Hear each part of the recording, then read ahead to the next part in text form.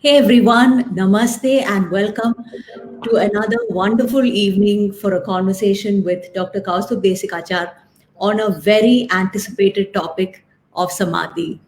So, those of you who are here listening in, please say hi in the comment section and please enter your questions as well to make this as interactive as possible. So, my name is Shailaja Menon and I have been a yoga teacher and practitioner for over 20 years now.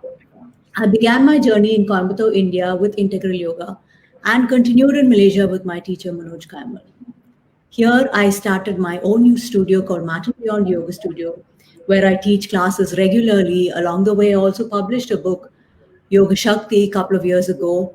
And recently, I started hosting a TV show on Anand TV based in the UK called Yoga Shakti again after my book. So, as you can see, my life is pretty much about yoga. And I began these conversations earlier in the year when the lockdown started to happen, as I just believed it was a good time to, share a platform to teach the authentic teachings of yoga. And in this age of intense physical focus, the authentic teachings tend to get diluted. And yoga becomes just another form of exercise to strengthen the glutes or lengthen the hamstrings. So I would just like to add that all our conversations are available on our YouTube channels, both Dr. Kaustubh as well as I have YouTube channels where these conversations will be viewed later and shared as well. And Kaustubh, as most of you know, is a renowned yoga teacher, yoga therapist, and author, continuing the classical yoga tradition of his eminent grandfather T. Krishnamacharya and father T.K.V. Desikachar. Kaustubh's grandfather T. Krishnamacharya is considered the father of modern yoga, and the revival of modern day yoga is to a large extent attributed to him and his legendary students, who include Guruji B.K. Iyengar, Guruji Patabi Joyce, and Kaustubh's own father, Guruji T.K.V. Desikachar. So Kaustubh began studying yoga when he was only 9 years old under his father, and he began teaching by the time he was 13. He has a dual master's degree from the renowned Birla Institute of Technology and Sciences and a doctorate from the University of Madras. So Kaustubh conducts teacher training and therapist training programs around the globe, traveling 8 months of the year to Europe, China, and other parts of the world. I guess this was in pre-COVID times.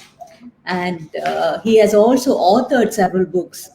And to name a few, Hatha Yoga Pradipika, To Serve with Love, a tribute to T.K.V. Desikachar, The Yoga of the Yogi, The Legacy of T. Krishnamacharya, and his most recent one, Truth Unclouded, The Yoga Sutras of Patanjali. His objectives include the sharing of authentic teachings of yoga to the modern era and to build bridges between different healing modalities to promote physical, emotional, social, and spiritual health. So we're all very, very honored to have Kaustubh with us this evening to share his light on the teachings. So to get it started, we'll just begin with a prayer. Namaste everybody and Namaste Shailaja. Today I'll recite a few verses from one of the very classical yoga texts that is called Yoga Taravali by Adi Shankaracharya. I'll recite a few verses because some of the topics that we may discuss, I will share some references from here.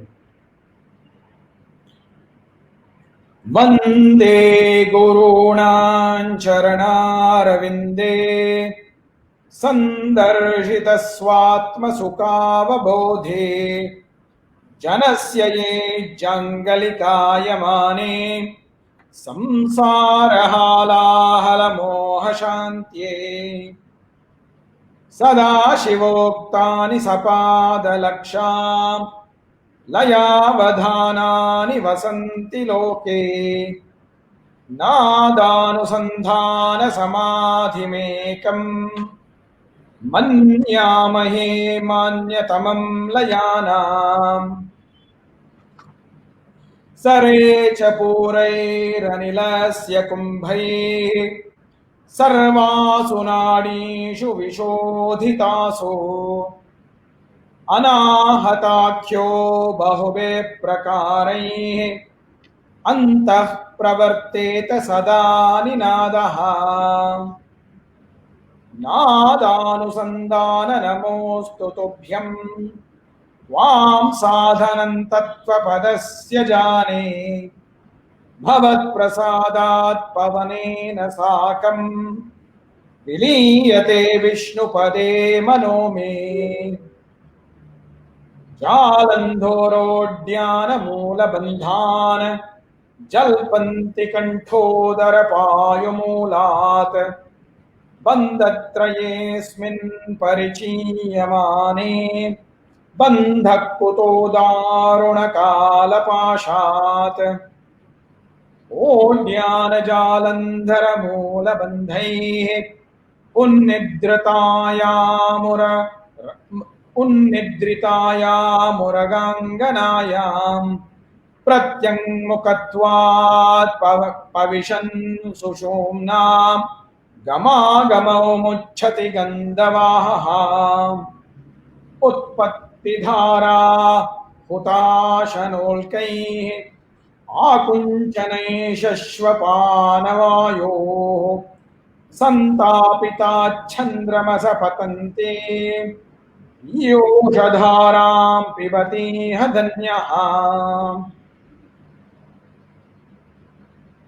विपाकजातां विवर्जिताम्रे च पूरकाभ्यां विशोषयन्तीं विषयप्रवाहं विद्यां भजे केवलकुम्भरूपाम्।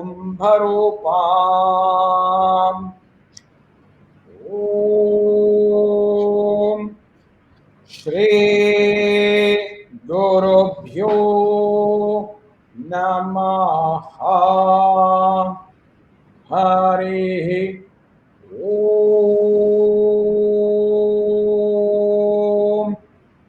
शान्ति शान्ति शान्तिः।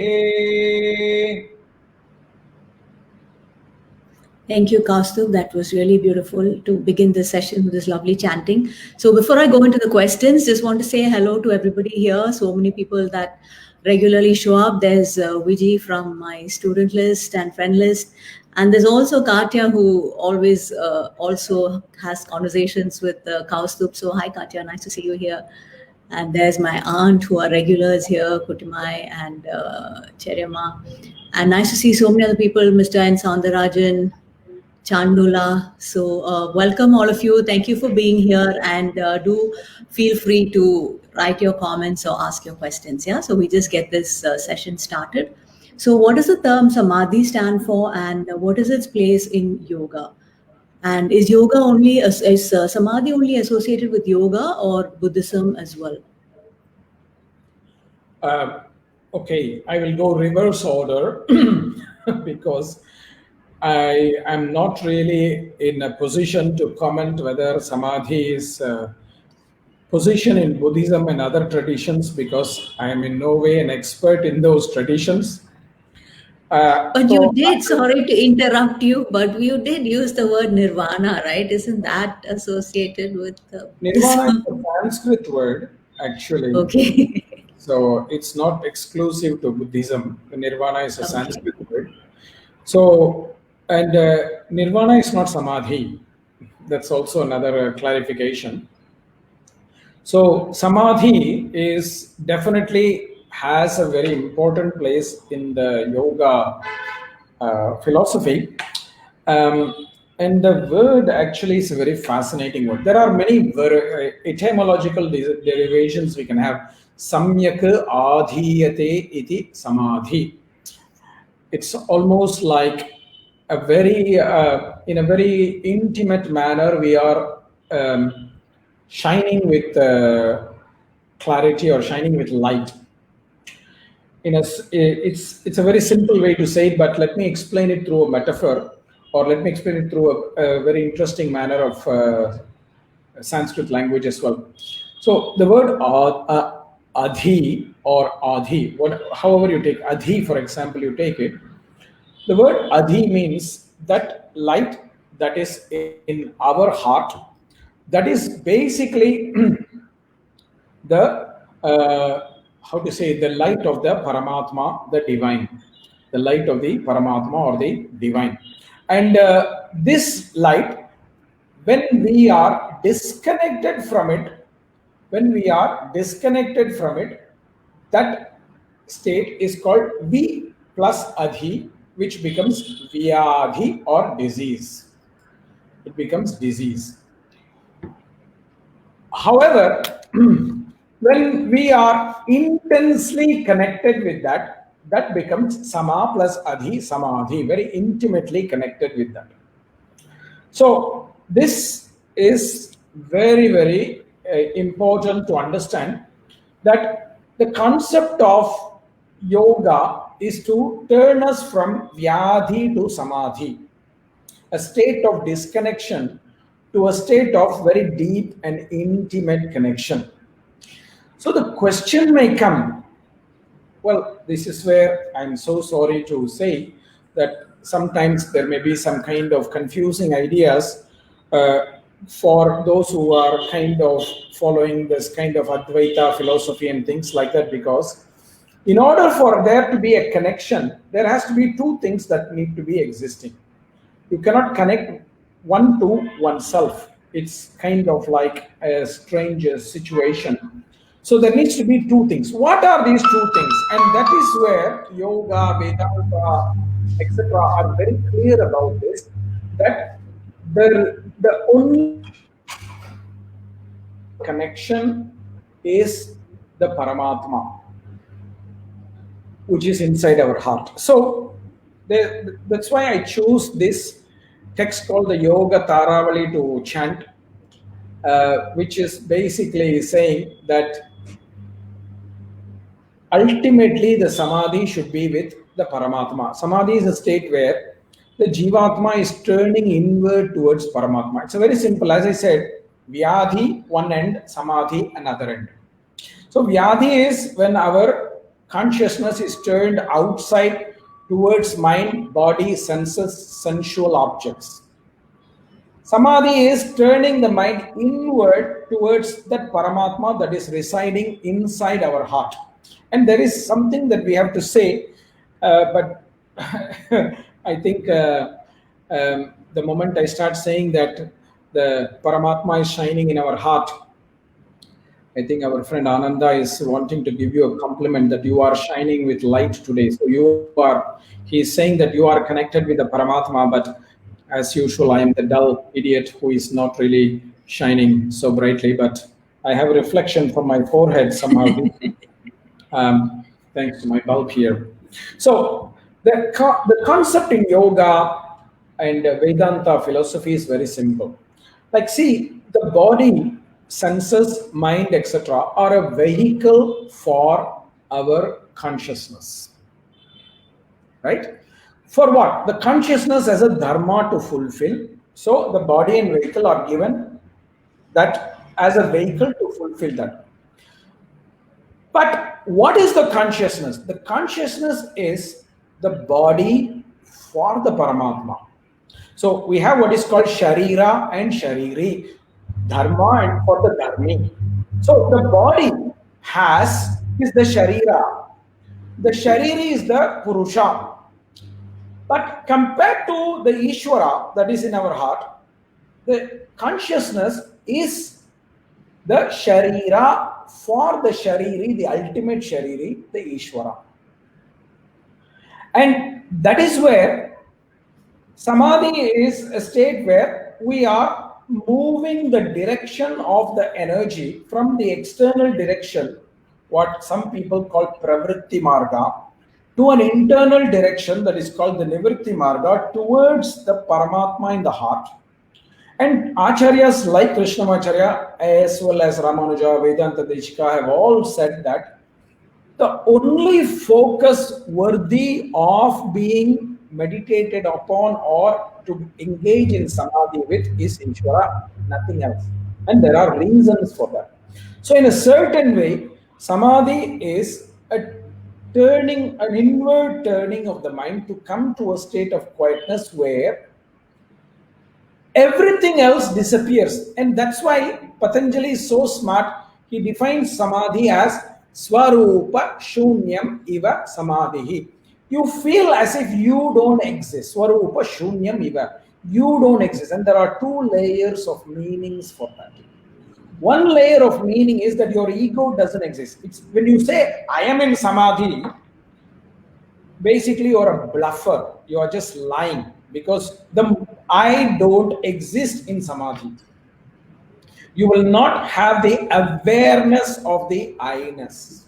The ego is not there. That's one definition. The other deeper meaning is even the Purusha forgets its own nature because it's so happy in the presence of the divine that it does not exist, only the divine exists. Sometimes you have this when you are in certain very special presence of very special energies or special people, where the moment you are with them, you forget about yourself. Now, happens in a human level, but it can also happen in the divine level. It has happened to me one time. I've shared this story with some of my students in my online classes, but it can happen. So, samadhi is an inward turning of the mind, and there is a certain clarification that I have to explain because, on the one hand, samadhi is a siddhi, an achievement for the beginner practitioner. However, for the person who has achieved samadhi, samadhi is a tool for liberation. Nirvana used in Buddhism and certain yogic texts or contexts, but it also is the other words used are kaivalyam, moksha, etc., mukti.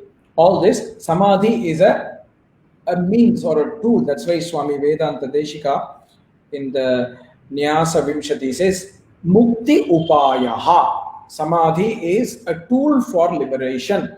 But for beginners like us, many of us, where our mind is so going outward, samadhi is an achievement. It does not, you cannot do samadhi. Samadhi happens. Samadhi happens. So if somebody is saying, I am doing samadhi from 4 o'clock to 5 o'clock, they are basically bluffing. They don't know what the hell they're talking about. They're probably imagining from 4 o'clock to 5 o'clock that they're in samadhi, because samadhi will not, you can't do it. That's why in the Yoga Sutra, Dharana, Dhyanam, Samadhi are presented in the third chapter, the chapter of achievements, not in the second chapter, the chapter of practice. So this is a brief introduction to your topic, your first question. I hope I have answered that question. Let us see if you have further questions. So I just want to say hello to, very happy to see Dr. Ananda here because, I think most of you know his mother is not well, and just want to tell him that, we are all sending our prayers and our thoughts with Ammaji, and we hope she recovers soon. And thank you for being here at this time and, sharing this space with us. I also want to say hello to so many other people, my good friend Anamika, and there's Mr. Kunjmohan Das uncle and Ignatius uncle. So, thank you for being here and sharing this time and this knowledge. So, so many questions about samadhi, right? Though, in the Ashtanga Yoga, which even I keep talking about, right? Yogas about samadhi. I really started yoga just because I was fascinated with the mind, breath, and body, how they're all interconnected, and how you can use your body and your breath to get your mind into a good space. And my life and my yoga practice really has been about that.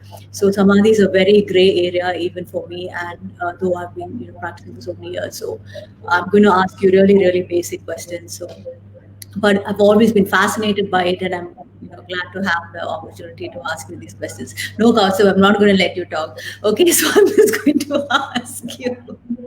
So is this like one big, because like samadhi is like even in Ashtanga Yoga, the last step is samadhi. So this is like this one big huge event, or is it like it happens in a series? And there's also talk about if you go on YouTube, there's this huge amount of stuff on people who believe they've achieved samadhi and instant nirvana and all of that, which is really our topic for today. So what is it? Does it just happen, or does it go happen over a series? So before you go to that topic, I want to say because you mentioned something about that samadhi is a gray area.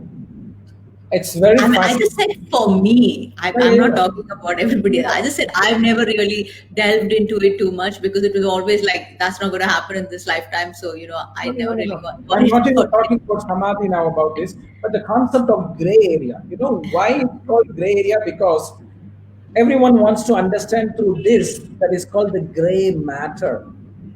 And that's why you need to switch this off to go further down to have clarity. Clarity cannot come here from here. Clarity comes from the heart. This is very important.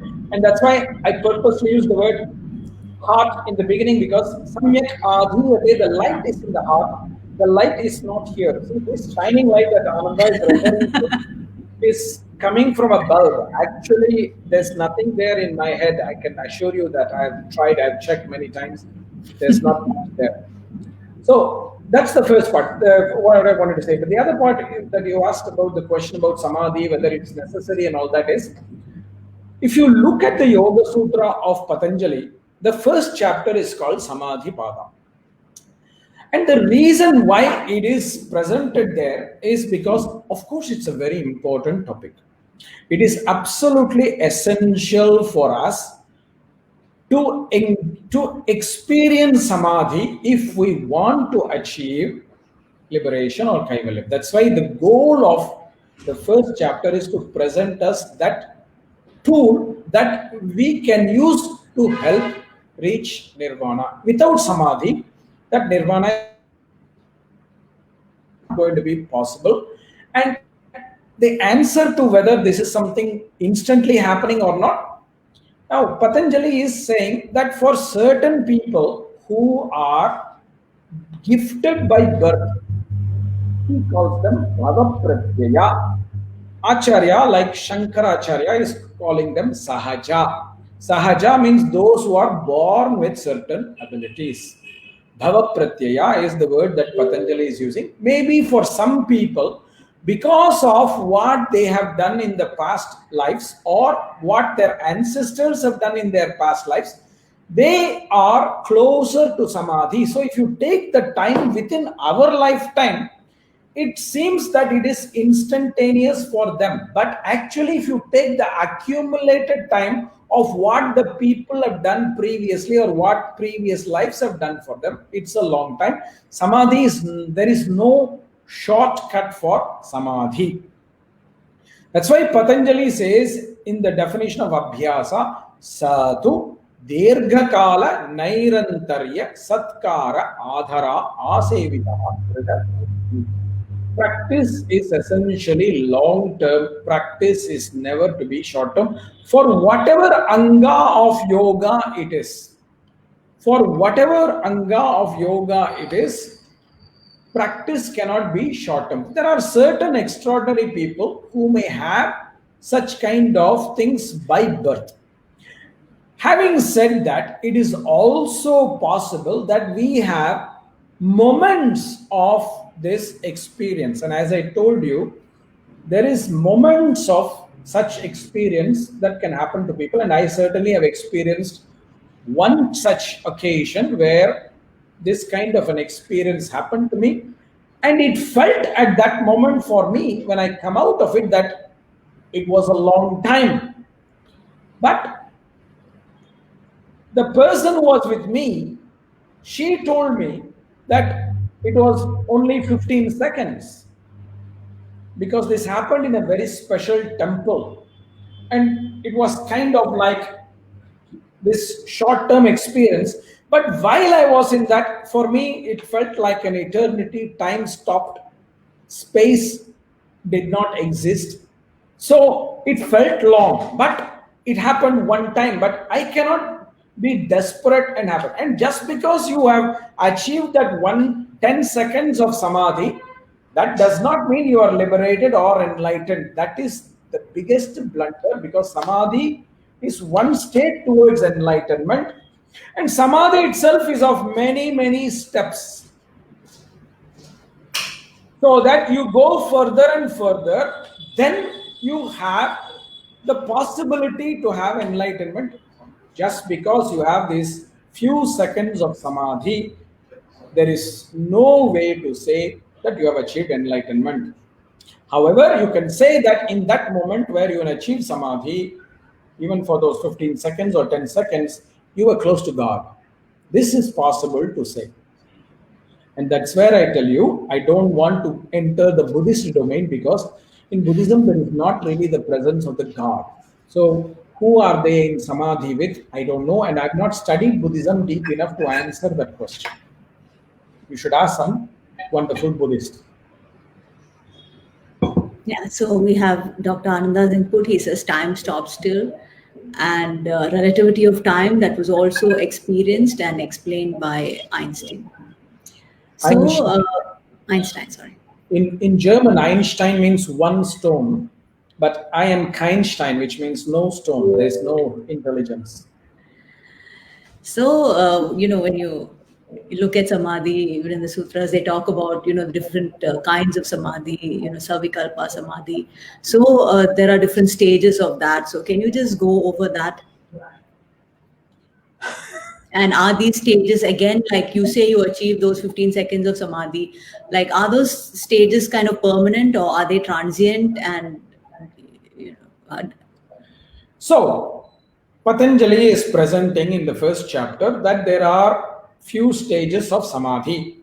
First, he talks about what is called savitarka samadhi, a kind of samadhi with a gross objects, things that are gross. But even there is some interference of memory or past experience or imagination. Very often we function that interferes. So that is why it's called savitarka. Even when we are connected, the memories of the past, the visions of the past, the vasanas from the past, they can interfere with that. And so it kind of confuses us. So we need to refine that memory. That's why Patanjali says, Smriti parishuddhau swarupa shunyeva arthamatra nirbhasa nirvitarka.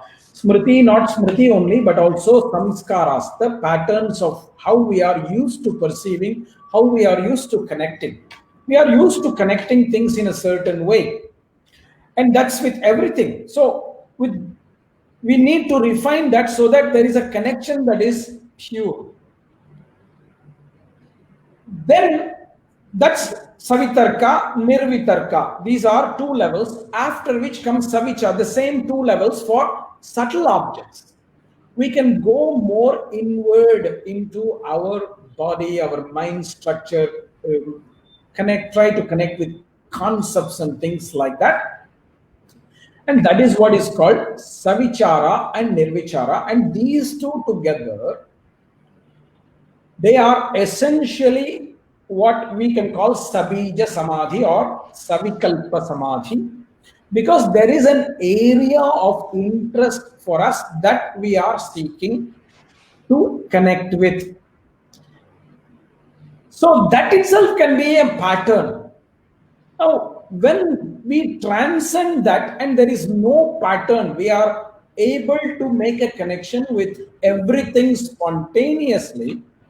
That is called nirvikalpa or nirbija samadhi, where you don't need, it's just a very simple explanation, because nirbija or nirvikalpa also means there is no samskara that has been talked about previously that is needed. So there is no area of interest. It doesn't mean that there is no interest. It means that everything is an area of interest. Whatever you are connecting with, you connect. And you are able to engage in that from heart to heart. See, again, I tell you, connection only comes from the heart. So if you want to engage in dharana, dhyanam and samadhi, it is not possible with the head. That's why all this thing about mindfulness is basically a mindful of crap, because that does not really exist. It actually mindlessness. You make the mind more and more quiet, so it becomes more and more empty, so that the heart takes more space. The heart fills itself with light and not with the clutter of the mind. So these are certain samadhis that are presented in the first chapter. However, in the final chapter, Patanjali talks about something called Dharma Megha Samadhi. Very difficult to explain and even more difficult to achieve. What Patanjali says is at a very, very advanced level, when we have cleansed our body, our mind, our senses of the karmas, the influence of our karma vasanas, they become very clean and they become like a mirror and they just reflect the true nature of Purusha. Chitehe apratisankramayaha tad akara apattau swabuddhi samvedanam. The chit realizes its own nature. Now, that's a knowledge, right? That knowledge is called prasankhyanam, a very, very superior knowledge. It's not information knowledge, it's something that is very, very superior. Now, what's normal thing to do with the knowledge? You always want to do something with it. See, I know there's a new restaurant that is open. I want to go and try it. I know there is a new camera shop open. I want to go check it out. I know there's a new scientific research paper that Ananda has published. I want to go read it.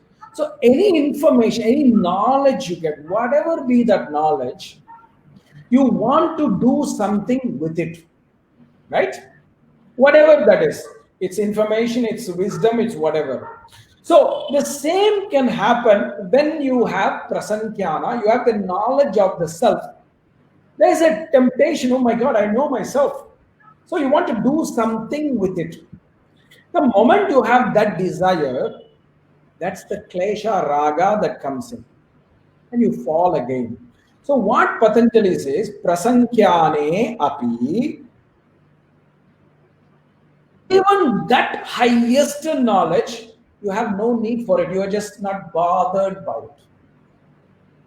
Because you know, you just exist there. You don't want to do something with it. It's of no use to you, basically because you have kind of understood and done all that before, been there, done that. When you experience that stage, then you have sarvatha viveka kyatehe. You have that absolute clarity that Purusha and Prakriti are not the same. And you don't do anything about it. You're just saying, okay, Prakriti, you do your, I know who you are, but don't mess with me. Such a state is called Dharma Megha Samadhi. The state where we are clouded by virtue. See, normally we are clouded by our kleshas, raga, dvesha, vinivesha, as well as the gunas. We are clouded by all this. But we need to go to that prasankyana state and then let go of that, even because we just realize, oh, I am self-different from the Purusha. But then at that moment we have to realize, but we are subservient to the Paramatma. We are the body of the Paramatma. So you only have to follow that, not worry about anything else. So letting go of even that kind of highest wisdom and having no use for that state is called Dharma Megha Samadhi. And that is what is the tool for Kaivalyam, not the previous Samadhis, not Savitarka, Savichara, or Nirvitarka, Nirvichara, etc. None of these four are the tools for liberation. Dharma Megha Samadhi is the only tool for liberation. Because by that time, we have overcome the cracks. Because Patanjali says, even as we are going more and more advanced, some of our old behavior can sneak through the patterns. Tat chidreshu pratyayantarani samskarebhyaha. Small cracks appear in our mind, in our buddhi, etc., through which all the kleshas can sneak in, and then we collapse. To prevent this, we have to start again and work with the kleshas like we have talked about it. Then slowly we come back to the same place again, but we do something different. I think if you see the movie Edge of Tomorrow, this is what happens. The Tom Cruise movie. He dies each day, comes back, and he has to learn something, go back to the war, die and come back, learn, only then he defeats the enemy. It's kind of like that. We keep falling, falling, falling. Each time we learn something, and then finally we say, okay, you know what? We have to let go. Akusi dasya. No interest even in the highest wisdom. There is no search. You just exist. That's why it's called nevritti. No movement. Okay, so all this is going to take a while to digest. I'm sure people are going to listen a couple of times to this video to get a grip on this. But thank you for sharing all this information. I just looked at the questions. So there's N. Soundarajan who has a question here. He asks, is deep sleep closer to samadhi? Namaskaram, Tambi. My God, this is a very interesting question. I don't know how to exactly answer it in a very simple way, but I'll try. Now, sleep is not just an absence of activity. Actually, sleep is a state where consciousness withdraws itself from the body and the senses. We are talking about deep sleep. So, in a certain way, in one of the Upanishads, it says that the consciousness withdraws itself so that it can stay with the Paramatma, so that it can get charged, so that body, mind, and senses can function the next day for its duties. So, in a certain way, samadhi and deep sleep are similar because in both states we are going closer to the divine. We are staying close to the divine. So, if you sleep, you are still close to the divine, in your samadhi or close to the divine. The only difference is in the deep sleep, you are not doing it out of your choice, you are doing it because tamas has dominated. In samadhi, the sattvic mind is dominated, and that is why you're at least, it's in the beginning stages, you are moving in that direction with sattva guna. The guna that is dominant is different. Deep sleep, tamas is dominant, samadhi, sattva is dominant. But both states have a similarity, which is that it takes us very close to be with the divine. And I'm talking about deep sleep, not dream sleep. It's a very great discussion in Upanishads about it. Yeah, I think you also put it, very nicely about how eventually it was the distinction between which guna is dominant, that otherwise it's really both go towards Paramatma. So just saying hi, I see Maria from Colombia, and then there's Seema Mahajan, so many people here, Erica. So just saying hello to all of you. There's Rachel Jenkins, Cheryl. So, hello to all of you, and thank you for being here. And yeah, so Soundarajan, he says thank you. So yeah, I guess he's happy with your answer. Now, how does one prepare oneself to receive these samadhi experiences? Like, can you consciously do something to achieve samadhi, or is it just something that happens with time? Does it spontaneously? Wait, Kaustubh, just one more question. So, does it spontaneously happen, or I'm just asking that because you always hear about Ramana Maharshi, right? Who I think he saw a flight of birds and then he achieved samadhi. So, just wondering, what can one do to prepare? Okay, go. So you talked about this great man called Ramana Maharshi. He's a Bhava he's a Sahaja.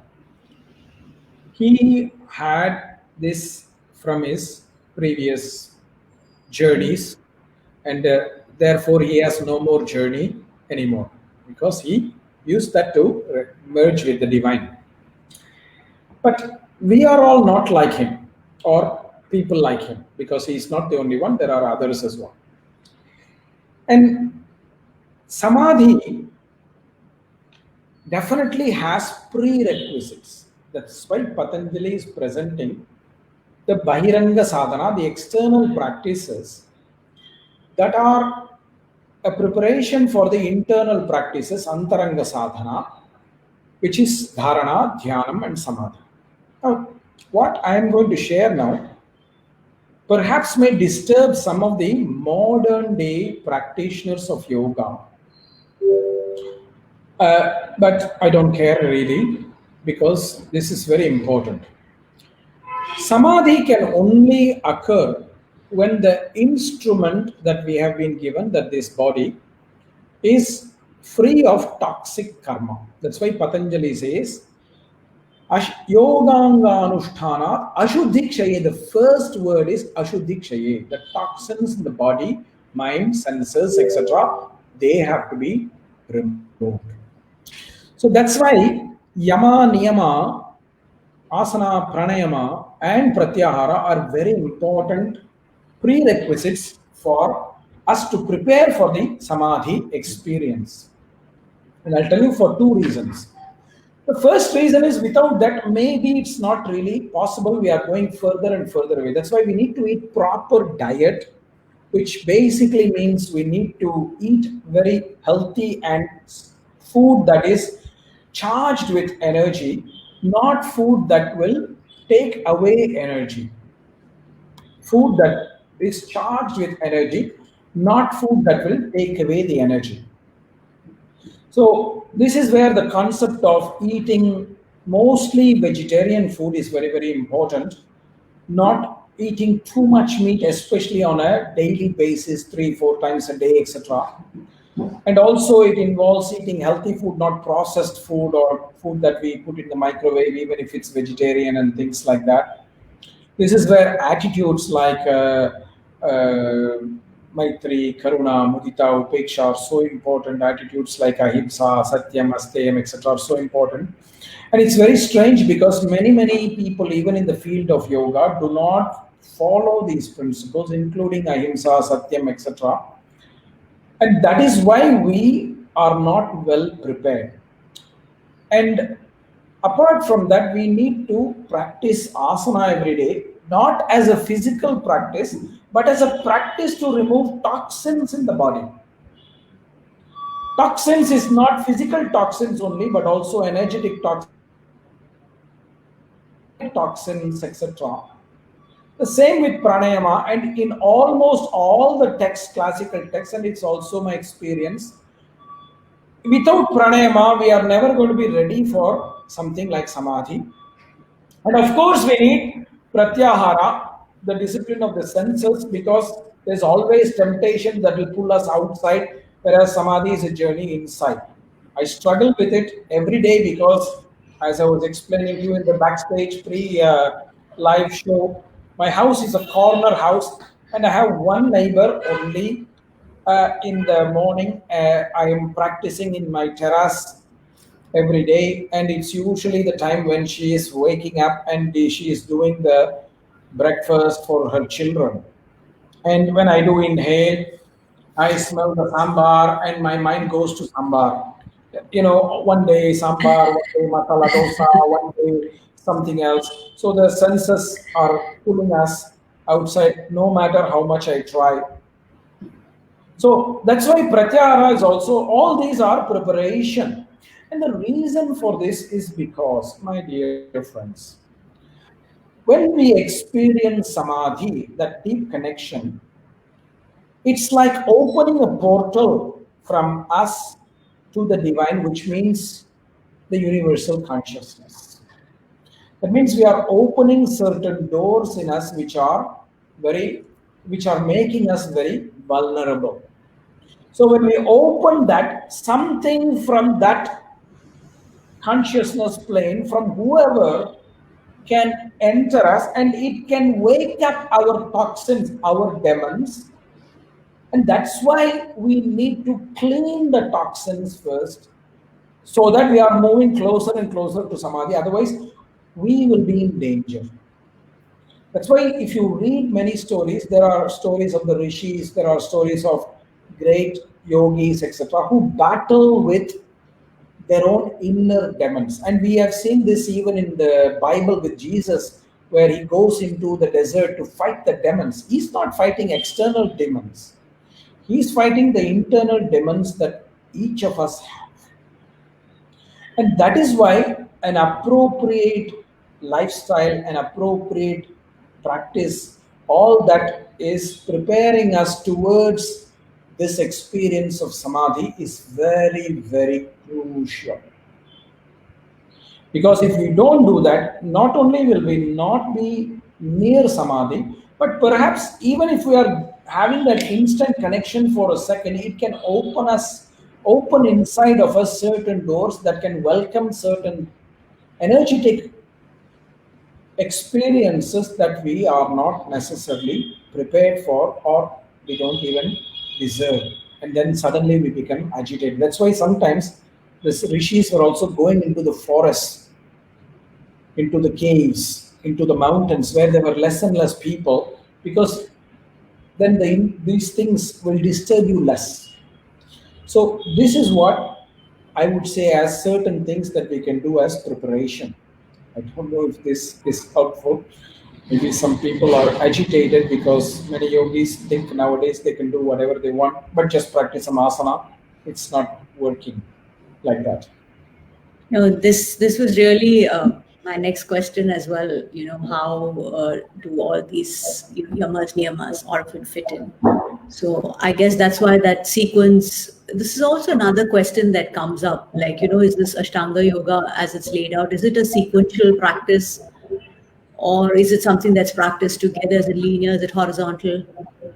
See, it has to some degree there is a sequence, but it's not necessarily that you have to master all the 100 asanas, then do pranayama, then do pratyahara, etc. It's not like that. Or you have to practice yama and niyama fully first, then you can't really do that because yama and niyama are not like the next three: asana, pranayama, and pratyahara.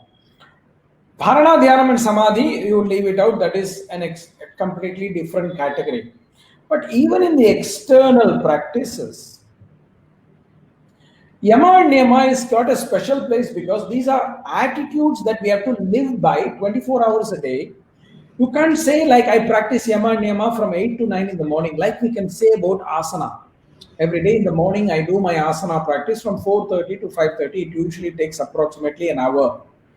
But I cannot say I'm going to do ahimsa from 4:30, etc. I cannot put this. It has to be part of our daily life. It is possible for daily. It is very, very important for us to practice in our daily life. So we have some questions about. Kasturi asks, is samadhi possible? I guess in normal family, people who live in normal family situations, or is it only for saints? And also, Sangarajan has asked another question: how could a regular family member, establish a place for yoga, as described by Swami Swatmanama for Yoga Mata? Or is it not required? I don't know. He's talking about the place, Alpadwaram. Means Swatmarama describes a place. Let's not go into that for a moment now. But there is a kind of commonality between the two questions. Samadhi is not kind of an exclusive club only for some people. For every person, Samadhi is possible because yoga is a universal discipline. Having said that, it is for everybody who is willing to practice the prescribed disciplines and who is able to do it with faith. Yoga is not for some people only, but it is not for everybody who drinks alcohol, smokes 20,000 cigarettes per day, does drugs, and then does some asanas. It's not like that. Yoga is for this samadhi experience is possible for householders. You see, Swami Deshika was a householder. My grandfather was a householder. Many people in the traditions. I'm sure Swatmarama was also a householder. Many people in the tradition. Shiva is a householder. He has Parvati as his wife. So, samadhi is possible for a family person or a non-family person. That is not the matter. We need to find ways where we have to put in certain disciplines, not so rigorously that it creates stress. That is the problem with some people today who become very obsessive. They will say, oh, nobody in the family should eat meat, nobody should do this. That is their choice, not your choice. Just because you don't want to do, you cannot force it on them. They'll say, oh, I practice brahmacharya, I don't want to engage with my wife or husband. That is not fair. Then you should not be in the relationship. You should renounce the relationship and become a monk. You cannot be in a relationship and put that rule to somebody else. That is not fair. It is not dharmic. So certain prescribed discipline should not be like extreme, because doing it extreme also is an obstacle, as Swatmarama says in the Hatha Yoga Pradipika. If you do certain rules as rules without any flexibility, that is a problem. At the same time, you cannot have no rules at all. Some discipline is needed. And going back to the second part of the question that Soundarajan is asking, we need to create a sacred place, sacred space and time for us to practice. Now, I am not so luxurious like many people in the world have a yoga room in their house. For me, the yoga room is where I practice yoga. Sometimes it could be my bedroom, sometimes it could be my living room. It depends on who is sharing my house. If I have some guests, then I have to do it in one place. I can do it in my living room. But then if there are some guests in my house, I may have to do it in my bedroom. But what I do is I bring that sanctity of space and time to that practice. I lay out the mat. So maybe if you want to light a lamp or an incense, I don't do that. I do that chanting. I do a mantra where it says a cleansing mantra that says, now this space and time is for practice. All the toxins that were there before, please remove so I can practice. So bring a sense of sanctity to the place and the time where you are practicing. That is the best we can do in our householder capacity. But it's possible for everybody. Samadhi is not exclusive club. It's not an exclusive club. And Samadhi is not only for saint. You may have a chance to become like a saint if you achieve Samadhi. But it's not only for a saint. And you can still be a saint but not be in Samadhi always. Yeah, so that was my, also thing. Like once you achieve it, are you in that state all the time, or do you come out of it? Is it an intermittent state, or? See, again, as I said to you, there is two kinds of people, Bhava Pritya as well as Shraddha Prityaya. And there are some people who are able to stay in this state for a sustained period, whereas for most of us, we have body needs to attend to. See, you may be in that connection. The experience I had, I'll tell you, it could have lasted more than 15 minutes. I guarantee you that. But this is a very, very auspicious holy temple, Varadaraja Perumal temple in Kanchipuram. And I visited on one particular day that is called Ratha Saptami, which is coming in January usually, where a number of people visit this temple. So, Indian temples in these busy days, even if you want to stay there, people will push you out. So that's what happened to me, because somebody pushed me out from the place where I was in front of the God. So I kind of was shocked, and even the person with me who had accompanied me at that time asked me, what happened to you? You were not here. So many people were shouting at you. So many people were screaming. I said, I heard nothing. But they literally pushed me out. So I had to come out of that moment, even though it was only 15 seconds. So Samadhi is not a permanent state. That's why Patanjali is very smart. He says, Abhyasa, Tatra Sthitau Yatno Abhyasa. Practice so that you can remain there, not come back again and again. As we become more proficient, we may experience longer moments of Samadhi. But whether we will be there sustained, it's not possible. And there is discussion in the yoga field, in many yoga Upanishads, where they talk about what is called Sadeha Kaivalya and Videha Kaivalya, that liberation which is possible with the body and without the body. And most of them agree that it is not possible with the body for most of us, because body has the gunas.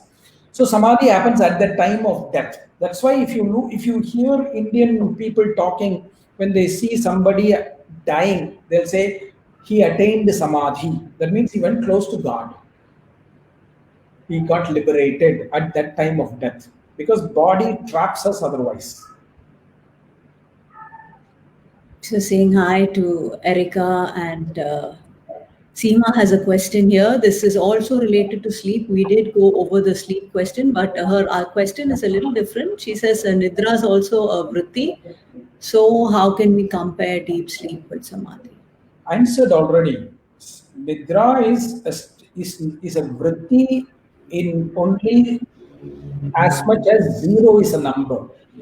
The state of non-activity, which itself is an activity, but that is dominated by tamas. Samadhi is something that is dominated by sattva.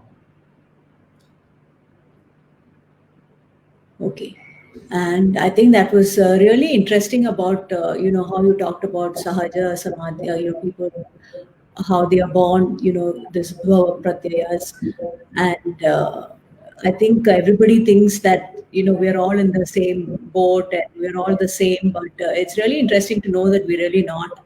And depending on our activities in previous lifetimes, we're all born already in very different states of mind. And some people are, yes, naturally more elevated than others.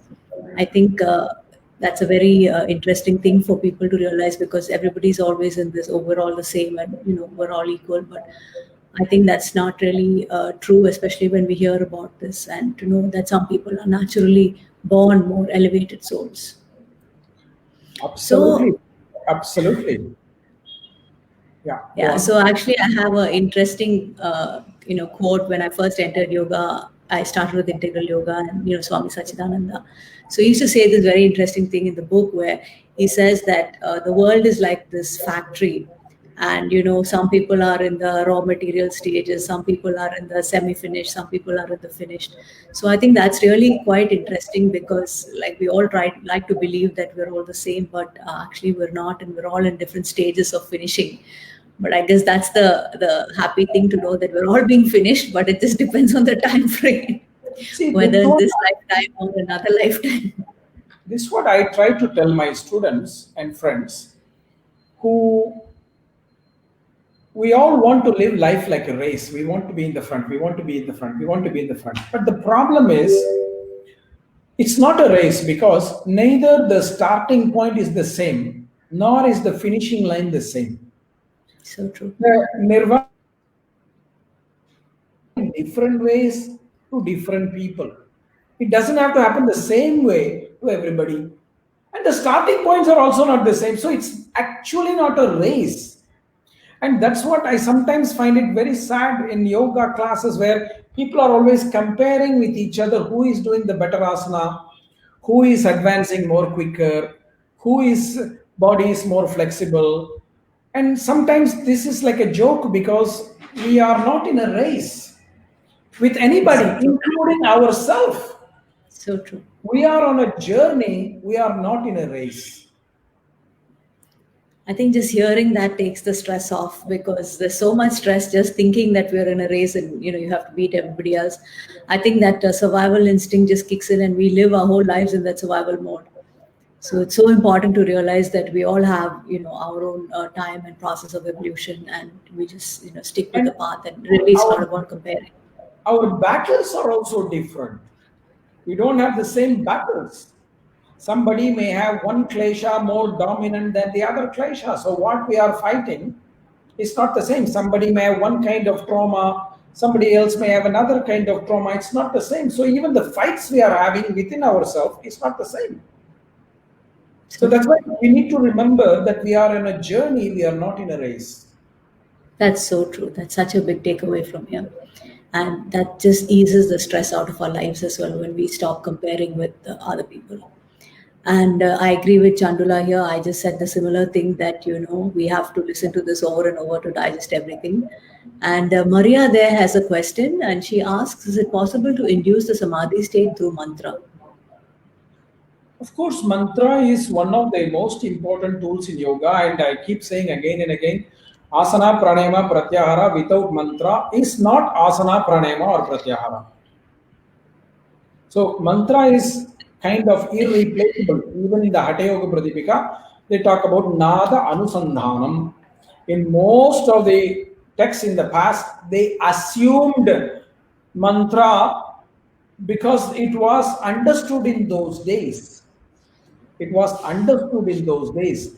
Today we are practicing yoga without mantras. That is why, rather than becoming more quiet into the state of samadhi, we are jumping up and down like monkeys. Like monkeys jump from one tree to the other.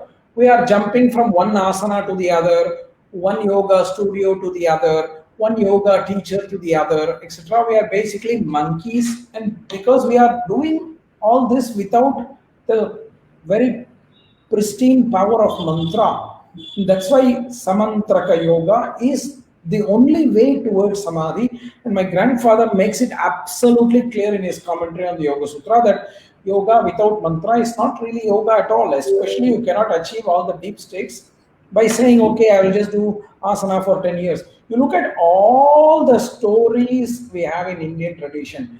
Bhagirath, he did penance. What? How did he do the penance? He just did not stand in one leg. He recited the mantra of Shiva, of Vishnu. First Vishnu to allow the Ganga to come down. Second Shiva, so that he could take the Ganga on his head so that the earth is not destroyed. You take Markandeya, recites mantra. You take so many other stories of all these great sages.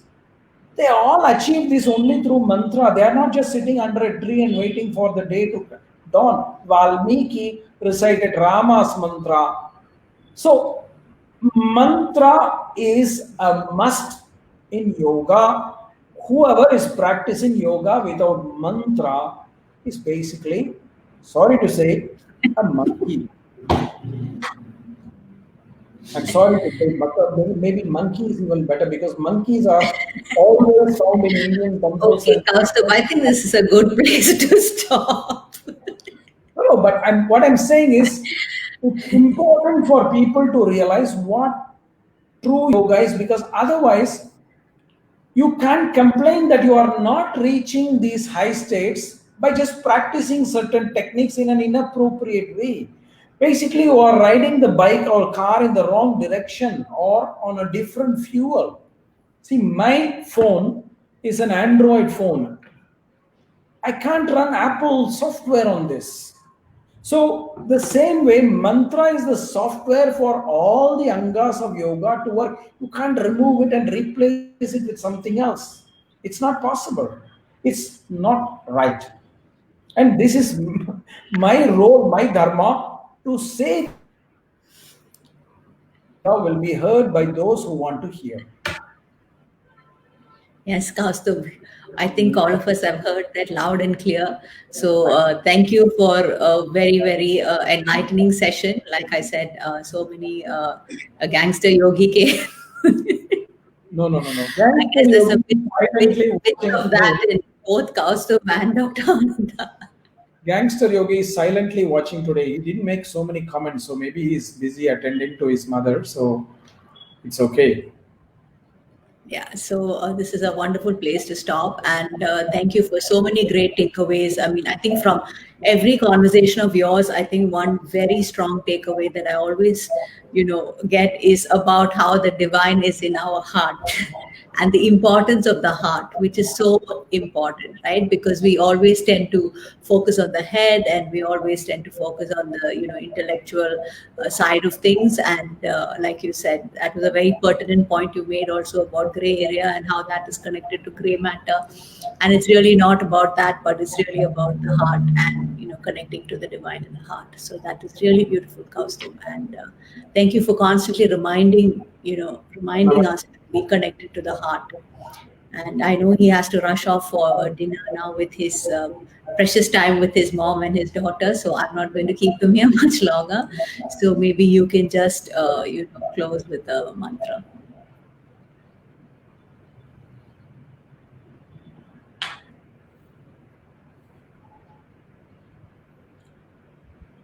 Om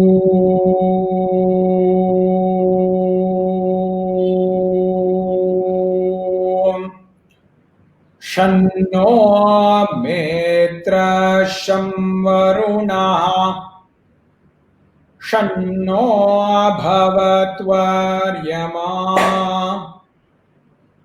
शन्न इन्द्रो बृहस्पतिः शन्नो विष्णुरुक्रमः नमो ब्रह्मणे नमस्ते वायो त्वमेव प्रत्यक्षं ब्रह्मासि त्वामेव प्रत्यक्षं ब्रह्म वदिष्यामि ऋतं वदिष्यामि सत्यं वदिष्यामि तन्माम् अवतु तद्वक्तारमवतु अवतु माम् अवतु वक्तारम् ॐ शान्ति शान्ति शान्तिः।